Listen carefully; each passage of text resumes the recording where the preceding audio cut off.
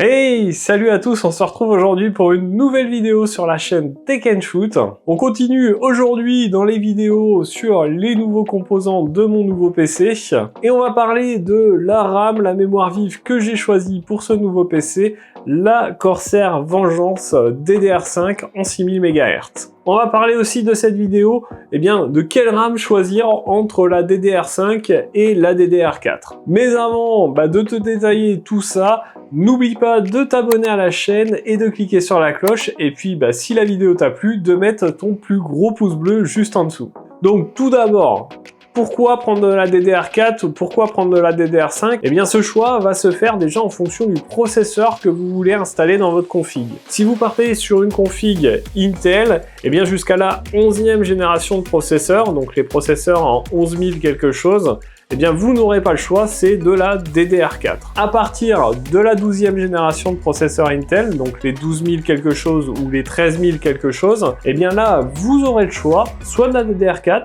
soit de la DDR5. Les processeurs de 12e et 13e génération sont compatibles avec les deux types de mémoire. Si vous partez par contre sur une config avec un processeur AMD, jusqu'au processeur Ryzen 5000, là, vous n'aurez pas le choix, c'est de la DDR4. Et à partir des séries 5000, des Ryzen 5000, pas le choix non plus, c'est forcément de la DDR5. Évidemment, que vous choisissez une config AMD ou une config Intel, de la DDR4 ou de la DDR5. Évidemment, que vous choisissez une config AMD ou Intel, de la DDR4 ou de la DDR5, il faudra bien sûr choisir une carte mère compatible avec ces processeurs et ces types de mémoire vive.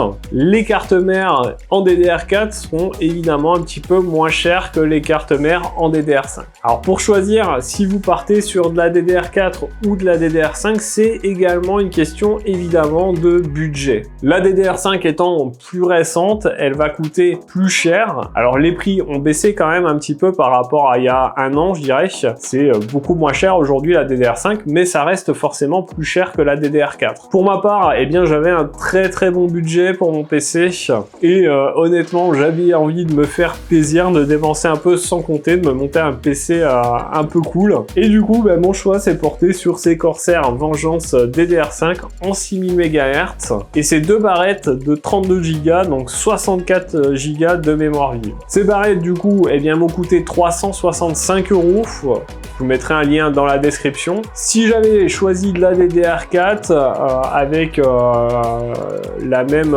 capacité, donc deux barrettes de 32 Go, je serais beaucoup moins cher. J'ai regardé un petit peu sur les différents sites et on tourne aux alentours de 200 € pour 2 x 32 Go en Corsair Vengeance en DDR4. Donc on n'est pas tout à fait à moitié prix, mais clairement on a quand même pas mal de différences de prix. Évidemment cette différence de prix dépendra aussi de si vous prenez 16 Go, 32 Go, 64 Go, 6000 MHz, 7000 MHz, bref ça dépendra évidemment du modèle de RAM que vous choisissez.